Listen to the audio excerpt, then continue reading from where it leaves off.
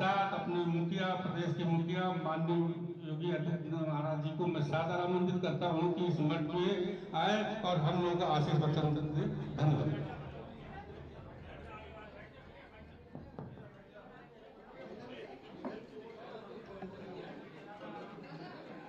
संत शिरोमणि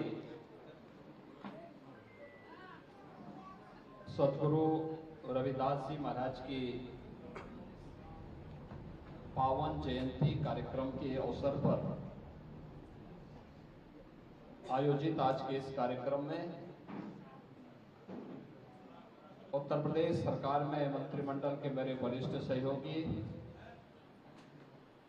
उप मुख्यमंत्री श्री ब्रजेश पाठक जी,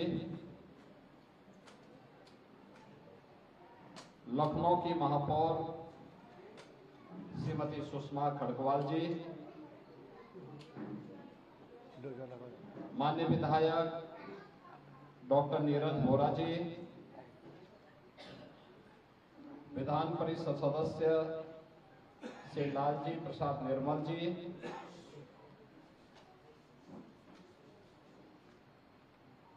इस मठ से जुड़े हुए यहाँ के पुजारी श्री नंद महाराज जी, संत रविदास सेवा समिति के अध्यक्ष श्री राम खिलावन जी, भारतीय जनता पार्टी के वरिष्ठ नेता श्री नीरज सिंह जी, महानगर अध्यक्ष आनंद द्विवेदी जी, जिला अध्यक्ष विनय प्रताप सिंह जी, पूर्व महापौर श्रीमती संयुक्ता भाटिया जी, उत्तर प्रदेश अल्पसंख्यक आयोग के वरिष्ठ सदस्य सरदार परविंदर सिंह जी, संत रविदास सेवा समिति के सभी पदाधिकारीगण और उपस्थित सभी बहन और भाइयों, आज सद्गुरु संत रविदास जी महाराज की 648वीं पावन जन्मदिन है। मैं इस अवसर पर पूरे प्रदेश वासियों को, आप सभी सज्जनों को हृदय से बधाई देता हूं। अपनी मंगलमय शुभकामनाएं आप सबके प्रति व्यक्त करते हुए संत शिरोमणि रविदास जी महाराज की श्री चरणों में कोटि कोटि नमन भी करता हूं। बहन और भाइयों, अपनी कर्म की साधना से सद्गुरु रविदास जी महाराज ने सिद्धि की पराकाष्ठा को छुआ था। उन्होंने कर्म को महत्व दिया और उसके लिए उन्होंने कहा, सर्व कई ईश्वर जानी के, यानी सर्व को ही ईश्वर जान करके, जो पूजे दिन रेन, यानी जो दिन और रात उसको भजन करता है उसी को सिद्धि प्राप्त होती है, वही सफलता प्राप्त कर सकता है। और इसीलिए जब उनके मित्र एक संत ने उनसे कहा काशी में कि चलो गंगा स्नान करके आते हैं, दोनों मित्र थे, नियमित रूप से गंगा स्नान करने जाते थे, लेकिन उन्होंने आकर कहा, उन्होंने कहा कि भाई देखो, एक आना ये मेरी तरफ से माँ गंगा को भेंट कर देना, मेरे पास आज जोता सीने का काम ज्यादा है, मैं इस काम को निपटाने के बाद ही जा पाऊंगा। और संत रविदास जी नहीं गए, उन्होंने अपने साथी मित्र जो संत थे उनको कहा, तुम भी जब स्नान करो तो मेरी तरफ से ये माई को भी ये काना चढ़ा देना।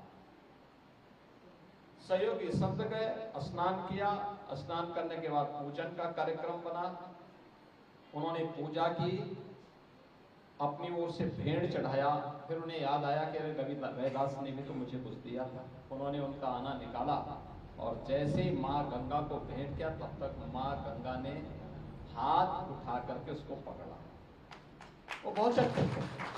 उन्होंने कहा कि मैं चढ़ा रहा था तब तो नहीं, कि अपना मेरा भेंट तो नहीं मां गंगा ने स्वीकार किया, लेकिन रविदास का कैसे? तो उन्होंने वापस आकर के रविदास जी से पूछा, संत रविदास जी से पूछा, कहा ये कैसे हुआ? उन्होंने तब कहा था कि मन चंगा तो कटौती में गंगा। यानी मन की शुद्धि आपकी आत्मिक शुद्धि का आधार है, और आत्मिक शुद्धि है तो दुनिया की सभी प्रकार की सिद्धियां आपके पास स्वतः आती हुई दिखाई देती है। और यही संत रविदास जी का है। उन्होंने आत्मिक शुद्धि पर ध्यान दिया और इसके लिए कर्म की साधना को महत्व दिया। कर्म की साधना, जिसके बारे में हमारे शास्त्र लगातार एक ही प्रेरणा देते हैं, कर्म प्रधान व्यवस्था को सदैव महत्व दिया है। श्रीमद् भगवत गीता भी इसी बात को कहती है, कर्मणे वाधिकारस्ते मां फलेषु कदाचन। कर्म प्रधान विश्व को राखा, जो जस करहि सो तस फल चाखा। जो जैसा करेगा वैसे फल प्राप्त भी करेगा, इसलिए कर्म को महत्व दो। कर्म को महत्व देकर के ही हम विकसित भारत की परिकल्पना को साकार कर सकते हैं। प्रधानमंत्री मोदी जी ने पिछले 11 वर्ष में सी कर्म साधना को महत्व देकर के भारत को आज दुनिया के अग्रणी देशों की पंक्ति में ला करके खड़ा कर दिया।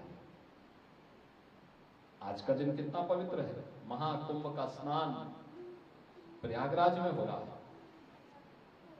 13 जनवरी से अब तक पिछले 1 महीने में 47 करोड़ से अधिक श्रद्धालु मां गंगा, यमुना और सरस्वती की त्रिवेणी में आस्था की डुबकी लगा चुके हैं। और ये क्रम अभी चलेगा 26 फरवरी तक। अनुमान करिए अगले 14 दिन में कितने बड़े पैमाने पर श्रद्धालु जन आएंगे। मैं आज की इस अवसर पर आप सबको हृदय से बधाई देता हूं। संत शिरोमणि सदगुरु रविदास जी महाराज के श्री चरणों में नमन करता हूं।